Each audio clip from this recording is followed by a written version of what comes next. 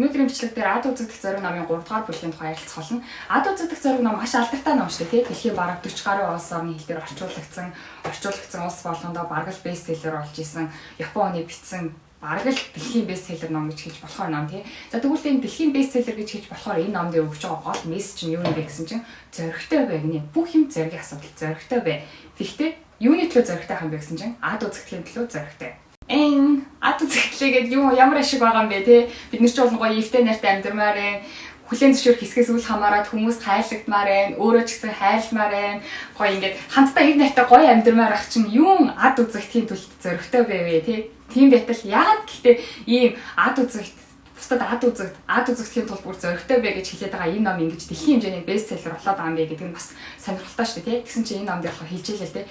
Яг жинхэнэ амьдралаар амьдрахын тулд яг өөрийнхөө амьдралаар, жинхэнэ амьдралаар амьдрахын тулд бид нэг зүйл биднэрт байх ёстой. Тэр зүйлийг олж авахын тулд энэ ад үзэгдэх гэдэг зүйл нь болохоор төлөөс юм аа. Энэ төлөөсийг төлөхгүйгээр бид тэр зүйлийг олж авах боломжгүй. Тэр зүйлийг нь олж авахгүй бол бид яг жинхэнэ амьдрсан шиг амьдрах боломжгүй гэдэг. Тэгвэл тэр яг энэ ад үзэгдэх зориг гэсэн ад үзэгдэх гэж байгаа энэ зүйлийг нь төлөөд олж авах хэмжээний тэр зүйл нь юу юм бэ гэсэн чинь сэтгэл санааны эрхчлөө гинэ. Сэтгэл санааны эрхчлөө. Бид нэр сэтгэл санааны эрхчлөө гэдэг зүйл хүрэхийн тулд бусдад ад үзэгдэхээс арга байхгүй. Тэгвэл ойлголоо би гоо сэтгэл санааныхаа эрхчлөөнийхөө төлөө бусд хүмүүст ад үзэгдээ тий. Бусд хүмүүст би таалагдна уу байна уу? Ер нь хин тамаатай юм би яг өөрийнхөө л амьдрах хэрэгтэй юм байна гэж бодож болохоор тий. Тэгсэн чинь энэ номд болохоор тэгээд байгаа хгүй. Хүн бол үнцэнтэй. Тухайн хүн нь өндөр байна уу, нам байна уу, өргөн байна уу, нарийн байна уу гэдгээс үл хамааран бүх хүн үнцэнтэй. Бүх хүн үнцэнтэй гэж бичсэн. Тэгээ яа гэдэг юм бэ тий? Бүх үнцэнтэй бол тэр үнцэнтэй хүмүүст нь тааруулаад аятайхан амьдрий гэхээр ад үзэгдэх зоригтой бай гэх юм. Тэг яг яа гэдэг юм бэ? Өнгөцгөн унших юм бол ингээд хоёр үзүүртэй яриад байгаа юм шиг яг яа гэдэг юм бэ гэж ойлгомжгүй. Гэхдээ ингээд жоохон дахин унших юм бол энэ ном дээр хэлэх гэж байгаа гол зүйл нь болохоор хүн ер нь ямиг яаж дүгнэдэг юм бэ? Тэр хүн ямиг яаж дүгнэдэг юм бэ гэдгийг нь яг мэдчих юм бол шинхнээсээ ад үзэгдэх зоригтой болно. Ад үзэгдэх зоригтой болно гэхээс илүүгээр бусд хүн намайг одоо ад үзсэн ч гэсэн одоо тэрэнд ингээд говьж даваад ахгүй би өөрөө ч гэсэн бусд хүн ингээд хамаагүй одоо өөртөө тааруулах те сайн муу гэж дүгнээд авахгүй болох юм байна л да. Хүн юмыг яаж дүгнэдэг вэ гэсэн чинь энэ онд болохоор ингээд философи үгнээс тайлбарлчихсан байгаа байхгүй юу. Одоо ямар нэгэн зүйл байгаагаар яг зүгээр ингээд байгаагаар бол сайн ч биш муу ч биш юм гинэ. Одоо таач вэ нү би ч вэ нү бид хоёрын ингээд байгаа байдал бол ер нь бол яг зүгээр ингээд байгаагаар бол сайн ч биш муу ч биш. Тэгээд энэ сайн ч биш муу ч биш зүйлийг хүн дүгнэхтэй болохоор одоо өөр хүн дүгнэхтэй энэ зүйлийг хараад энэ хүн хэрвээ ашигтай байх юм бол энэ хүн энэ зүйлийг дүгнэхдээ сайн гэж дүгнэдэг. Энэ хүн хэрвээ ашиггүй байх юм бол муу гэж дүгнэдэг. За жишээ авч үзье тий. Одоо жишээ нь энэ аяг байлаа гэж бодъё л доо энэ урт нарийнхаа аяг байна тий. Тэгвэл энийг хүн дүгнэхдээ болохоор хэрвээ надад хавтгай аяг хэрэгтэй байх юм бол би энэ аягийг муу гэж дүгнэ. Надад хавтгай аяг хэрэгтэй болохоос хинт чирээгүй өндөр аяг гэж дүгнэ. Харин эсвэргээрээ надад өндөр юм нарийнхаа аяг хэрэгтэй байх юм бол энэ бол маш сайн аяг.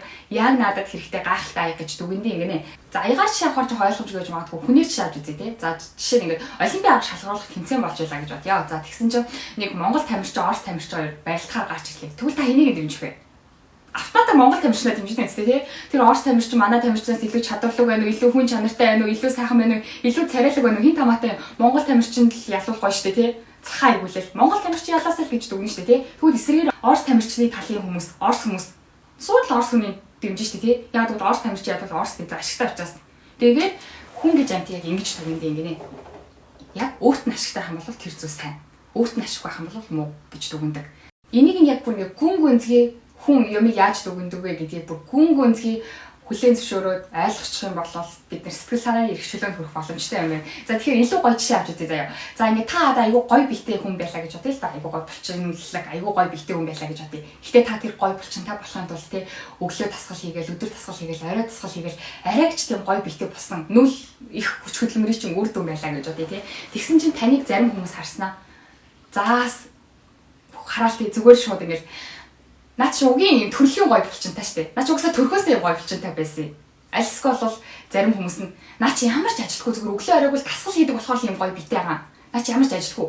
Би бол ажилтай төрөлтэй хүн. Хэрвээ би ажилтгүй бас юм зүгээр завтай байсан бол би бас юм гоё битээ болчих боломжтой байсан ч гэдэг юм ингээл та ингээл аюу гоё хүч хөдөлмөрөөр гоё битээ болсон чи хүмүүс таныг ингэж хэллээ гэж бодъё л доо тий. Тэгэх юм бол ингээд одоо жишээ нь энэ ном дээр хэлж байгаагаар бол тэрийг хүлээн зөвшөөрөх хэрэгтэй юм. Яагаад хүлээн зөвшөөрөх ёстой вэ гэхээр тэр хүмүүс таныг тэгж дүгнж байгаа нь тэр хүмүүс ашигтай гэсэн үг. Ягаад таныг ингээд гой булчин шүмсээ чи хараад тэр хүмүүс муулж байгаа тэр хүмүүс ашигтай байгаа юм бэ гэхээр за би одоо өөрөө шавь л да би одоо булчингүй юм чинь те би өөрөө шавь. Би одоо булчингүй хүн тэг булчинтай таныг харснаа таны булчин ингээд доош нь хийж юм үгүйсгэж юм те үгүйсэхгүйгээр би хүлээн зөвшөөрлөө гэж бодъё. Энэ булчинтай хүн булчинтай болохын тулд маш их хүч хөдөлмөр гаргасан байлаа. Энэ бол амьд арчаатай хүн байна гэж дүгнэлээ. Тэгээд дүгнэх юм бол яг тэгж дүгнэнгүүд зэрэг би өөр амьд арчаа хүн болчихно. Яг бол амьд арчаатай хүмүүс биендээ арчаатай болохоор ингээд гой дасгал сургуульд хийгээд гой булчинтай болчихсон юм байна. Тэгвэл миний булчингүй байгаа нь юу гэсэн үг вэ? Би амьд арчаагүй гэсэн үг болно шүү дээ, тийм учраас хүн тэгж дүгнэж байгаамаа. За тэгвэл эсэргээрээ тий би одоо өөр ингээд амар хичээл сургууль хийгээд би ингээд булчинтай болчлоо. Би өөр ингээд булчинтай. Би энэ булчин гаргаж ирэхэд бол амар хичээсэн. Тэгээд би булчинтай хүнийг хараад юу гэж дүгнэх вэ гэхээр бус хүмүүс хараад энэ булчинтай хүнийг хардаа энэ булчинтай хүн бол одоо тий ингэж булчинтай болохын тулд маш их хичээсэн гэсэн үг. Яагаад гэвэл тэр хүний булчингийг нь бус хүмүүс хүлээн зөвшөөрөх юм бол би бас булчинтай болохын тулд хичээл зүтгэл гаргасан гэдгээ би хүлээн зөвшөөрөх боломжтой шүү дээ тий. Тэгэхээр энэ юу гэсэн үг вэ гэхээр хүн юмыг хараад дүгнэхдээ яаж дүгнэх вэ гэдэг нь надад ямар ашигтай юм бэ? Надад хэрэг ашигтай юм бол тэр зүйл бас сайн зүйл. Надад ашиггүй юм бол тэр зүйл бол муу зүйл. Жишээ нь одоо ингээд булчин шүмстэй гоё эрүүл чирэг байна гэдэг чинь сайн зүйл шүү дээ тий. Гэхдээ би өөрөө хэрэг булчингүй тухайн нэг булчинтай болохын тулд хичээл зүтгээсэн гэдгийг би хүлээн зөвшөөрөх юм бол надад ашиггүй байх юм бол хүн болоо шууд л тэрийг муугаар дүгнэдэг. Хүн ингэж юмыг дүгнэдэг юм а гэдгийг энэ номдэр хэлж өгсөн байлээ. Тэгэхээр одоо ад үзэгдэх зориг номдыг яг юу гэж хэлэх хүсэж байна гэдэг нь жоохон ойлгогдож эхэлж байгаа ах тий. Ад үзэгдэх зоригтой бай гэдэг хагийн шалтгаан нь бол тухайн хүнд хэрвээ таны энэ байгаа байдал чинь тухайн хүнд ашигтай байх юм бол тухайн таныг сайнаар дүгнэнэ. Харин таны энэ байгаа байдал чинь тухайн хүндээ ашиггүй байх юм бол таныг муугаар дүгнэнэ. Тэгэхээр та бол угаасаа бүх хүнд таалагдах боломжгүй.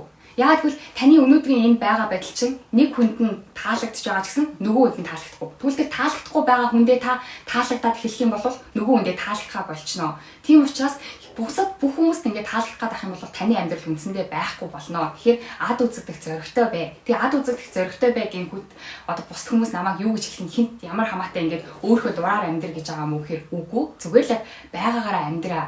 Тэгээ таны байгаагаар амьдарч ах чинь бусад хүмүүс таныг ад үзлээ гэлээгээд тэр ад үзээд байгаа зүйл нь одоо жишээ нь таныг хараад чи ингээд булчинтай байгаа чи надад таалагдахгүй юм гэж хэллээ гэж бодоход тий. Тэгвэл тэр асуудлын гол нь тэр булчиндаа байгаа юм шиг. Зүгээр тухайн хүний тэр дүгнэлт гаргаж байгаа хүний байр сууриас харахад тэр зүйл нь таалагдахгүй байгаа учраас л тэгж муугаар дүгнэж байгаа юм аа. Тэгтэл тэр үгэнд нь автал тий одоо булчинтай гэж хэлж өгөөд миний булчинд л асуудал байгаа болов гэж ихтэй бити тэгээрээ. Тэр дүгнэлт гаргаж байгаа хүмүүс бол өөрийнхөө байр сууриас дүгнэлт гаргаж байгаа шүү гэдгийг ойлгоорой. Тэгээд та угаасаа нэг дор нэг л хүн байх боломжтой шүү дээ тий. Нэг дор 100,000 хүн байх боломжгүй. Учраас нэг дор нэг л хүн байх боломжтой. Тэгээд нэг дор нэг хүн байна гэдэг нь ингээд та зүгээр өөр байхад чинь нэг хүнд нь таалагдана, нэг хүнд нь таалагдахгүй байна. Тэгээд бүх хүнд зэрэг таалагдах боломжгүй учраас ад үзэгдэх зоригтой байгаарэ гэж хэлж байгаа нь болохоор нэг дэх мессеж нь. Хоёр дахь мессеж бас байгаа мó. Тэгээ хоёр дахь мессеж нь бас байгаа. За, ер нь бол хэрэгжүүлэхэд бол саяны нэг дэх нь бол илүү амархан. Бус хүмүүс намайг одоо ингээд сайнаар дүгнэх юм бол тэр сайнаар дүгнээд байгаа нь би нэг төгсдөө сайнаар дүгнээд байгаа ш. Тухайн хүн сайнаар дүгнэх нь тухайд ашигтай болохоор намайг сайнаар дүгнэж байгаа юм байна. За муугаар дүгнэх нь ч гэсэн тий би нэг адын амтан болохоор бусдх нь намайг муугаар дүгнээд байгаа ш. Муугаар дүгнэх нь тухайд ашигтай болохоор муугаар дүгнэж байгаа юм байна. Энэ болохоор нийтх мессеж нь шүү дээ тий. За энийг ойлгож хүлээн зөвшөөрөхөд бол амархан. Хоёр дахь нь илүү хэцүү. Хоёр дахь нь юу вэ гэхээр бусад хүн хэрэг бусад хүнийг те хараад одоо чи нэг амар гоё ажистай эмэгтэй хүнийг харснаа миний дотор гинт ингээл уур хүрэх ч юм уу те ямар нэгэн байдлаар ингээд би бусад хүнийг хараад миний уур хүрээд надад ингээд сөрөг мэдрэмж төрөөд байх юм бол тэр нь зүгээр л би миний энд байгаа байдал дээр би тэр хүнийг муугаар дүгнэхэд надад ашигтай болохоор надад тийм мэдрэмж төрж байгаа гэдгээ өөрөө хүлээн зөвшөөрөх нь хоёр дахь мессеж. Тэгээ жинхэнэ сэтгэл санааны эрхчлөөнд хүрэхийн тулд те зөвхөн одоо бусад хүмүүс намайг ингэж дүгнэх нь бол бусдын аваад дүгнэж байгаа нь бол ийм юм байна гэж орчих юм бол яг жинхэнэ сэтгэл санааны эрхчлөөнд хүрэх боломжгүй. Энэ номд хэлж байгаа жинхэнэ сэтгэл санааны эрхчлөөнд хүрэхийн тулд би ч гэсэн бусд хүнийг дүгнэхдээ зүгээр л миний энэ байгаа байдлаас би тэр хүмүүсийг ингэж дүгнэж байгаа юм байна гэдгийг хүлээн зөвшөөрч жинхэнэ яг бүтэн сэтгэл санааны эрхчлөөнд хүрнэ гэж энэ номд хэлж өгсөн байлээ. Тэгэхээр энэ номд хэлж байгаа мессеж нь бусад хүнд би таалагдахын төлөө амьдраагүй мөн бусад хүн надад таалагдахын төлөө амьдраагүй гэдгийг хүлээн зөвшөөрч жинхэнэ сэтгэл санааны эрхчлөөнд хүрнэ гэх. Тэгээ энэ дээр бүр нэг жишээ авсан байгаа байхгүй юу? Жишээ нь ингээд аав ээжүүд хүүхдийнхаа гэрийн даалгавар малгаврыг хийлгэхдээ нэг уурлалт нь шүү дээ тий. Хүүхдтэй уурлахтаа чи одоо чиний төлөө би хэлж штэ хичээлээ хийлдэ гэлээдэг. Тэгсэн чинь энэ номон дээр болохоор яг тэгж одоо ингэ хүүхдэд хичээлээ хий гэж ууралж байгаа эцэг эхчүүдийн тэр сэтгэлийн мухарт нь бол жинхэнэ хүүхдийнхаа төлөө хэлээд байгаа мó гэсэн чинь үгүй гэж энэ ном дээр хэлсэн байлээ. Яагаад вэ гэсэн чинь тэр хүүхд нь хичээлээ хийхгүй байснаар бусад хүмүүс хүүхдийнхаа хичээлээ хийлгэж чаддгүй гэж өөрийг нь муу хэлнэ. За дээрэс нь хүүхд нь ингээ хичээлээ хийхгүй явсараагаад сүултээ насан туршныхаа дараа ажил хийж чадахгүй болох юм бол тэр хүүхдийг насан туршныхаа дараа ч гэсэн эцэг их нь өөрөө тэжээх болно шүү дээ, тийм учраас хүүхдээ ингэж одоо гэрийн даалгаврыг хий гэж ангиж амар орилж хашгирж байгаа тэр эцэг эхчүүдийн яг тэр доктор сэтгэлийн мухарт нь хүүхдээ гэсэн сэтгэлээс илүү өөрийнхөө төлөө хэлж байгаа. Өөрийнхөө төлөө. Гэхдээ тэр хэлж байгаа эцэг эхчүүд бол өөрийнхөө төлөө хэлж байгаа гэдгээ ч мэдэхгүй бүр дүрдээ ороод хүүхдэд лүгээ тэгээд дайраад байгаа. Гэхдээ ясан дээр хүний хийж байгаа үйлдэл болгон ерөөсөл өөрийнхөө байр сууриас өөрийгөө боцсондоо байдаг. Гэхдээ тэрийг хүмүүс анзаардаггүй. Гэхдээ одоо яг энэ номыг ингээд уншлаа гэдэг тий. За тэгвэл одоо яг чихлээсээ би ингээд аав ээж байлаа гэхэд хүүхдийнхаа гэрийн даалгаврыг хий гэж байгаа нь би яг өөрийнхөө төлөө хэлж байгаа юм байна. За бус хүнийг хараад ч гэсэн тий би өөрөөсөө гоё хүнийг харахаараа яг гоё гэдгийг хүлээн зөвшөөрч юм бол би өөрөө гоё биш гэдгийг бас хүлээн зөвшөөрөх учраас би ингээд өөр шалтгаалт очоод энэ хүү одоо төрөлхийн гоё ч юм уу альсгүй бол энэ хүү одоо мөнгөтэй болохоор ингээд өөрийнхөө гоё арчлаад юм гоё болсон байгаа маа ч гэдэг ингээд шалтгаалт тоочд юм байна. Ер нь бол миний сэтгэл зүй ингэж ажилт юм байна гэдгийг ойлгочлоо. За гэхдээ ойлгосон ч гэсэн ойлгочлоо гэд тэр миний дотроос тийм сэтгэл хөдлөл төрөхгүй байх гэсэн үг бол биш шүү дээ. Зүгээр миний дотор одоо ингэж ажилт юм байна гэдгийг зүгээр ойлгочлоо. Ойлгоцсон ч гэсэн одоо гоё хүн гараад ирэхэд ингээл автоматар миний дотроос ингээл уур хүрэх ч юм уу, атаархах ч юм уу тэр сэтгэл хөдлөл тэр мэдрэмжүүд төрнө штэ тий. Тэр мэдрэмжүүд бол алга болно гэсэн үг ш. Зүгээр л яагаад тэр мэдрэмжүүд төрөөд байгаа юм бэ гэдгийг л зүгээр энэ номыг уншснаар тэр шалтгааныг нь жоохон анзаардаг болно гэсэн үг штэ тий. Тэгээ гайхсан байхгүй. Энэ номыг уншлаа, ойлголоо. Ойлгосон ч гэсэн тэр муухай мэдрэмжүүд нь ч юм уу тэр одоо худлаа мэдрэмжүүд, амьдралын худал өгөөд гэж энэ ном дээр хэлсэн байсан тий. Тэрэн шиг энэ худлаа мэдрэмжүүд нь төрөөл ах юм бэ. Тэгвэл тэр мэдрэмжүүд нь алга болохгүй төрөөл ах юм бол энэ номыг унших ямар шалтгаан байгаа юм бэ? Шалтгаан нь яг юу юм бэ? Тэ? Би энэ номыг уншсан ч муухай мэдрэмж төрнө, уншаагүй ч би муухай мэдрэмж надад төрөх юм бэ. Тэгвэл унших ямар шаардлагатай юм бэ гэж бодсон байхгүй юу?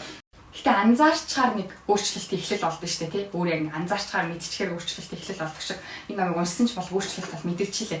Жишээ нь ингээд саяны хэлсэнчлэн одоо надаас илүү гоё хүн гарч ирэх юм бол би ингээд автоматар тэр хүний гоё сайхныг нь үгүйсгмээр санагдал дотроос яг тэр мэдрэмж нэгээ төрж байгаа. Гэтэ энэ номыг уншсан учраас тэр мэдрэмж нь төрөнгүүт бараг шууд ингээд тэр мэдрэмжээсээ төрүүлээд тий та гоё юм аа. Би тань шиг гоё болохыг хүсэж байна. Яаж ингэж гоё болд юм боллоо гэж шууд зүгээр амаараа гал үннээр толгоогоороо тий тэгээд бус хүмүүст ингээд миний уурыг хүргэх ч юм уу надад ингээд сөрөг мэдрэмж төрөхөд ч гэсэн ягаад тэр сөрөг мэдрэмж ингээд шууд бүгднийг гаргахгүй ягаад ингэж сөрөг мэдрэмж төрөөд байгаа юм болоо тий тэгээд бас арай шудраг болох юм болоо гэж санагдсан. Одоо жишээ нь ингээд энэ номыг уншснаар хүүхд одоо эцэг эхчүүд болов тий хүүхдээ хараад хүүхд нь гэрийн даалгавраа хийх гэсэн чинь ингээд уурлаа гэж бодоход урд нь болов тий энэ номыг уншихаасаа өмнө хүүхдлөгөө уурлахтаа эцэг эхчүүд би биш зүгээр жишээ авч ярьж байгаа шүү дээ.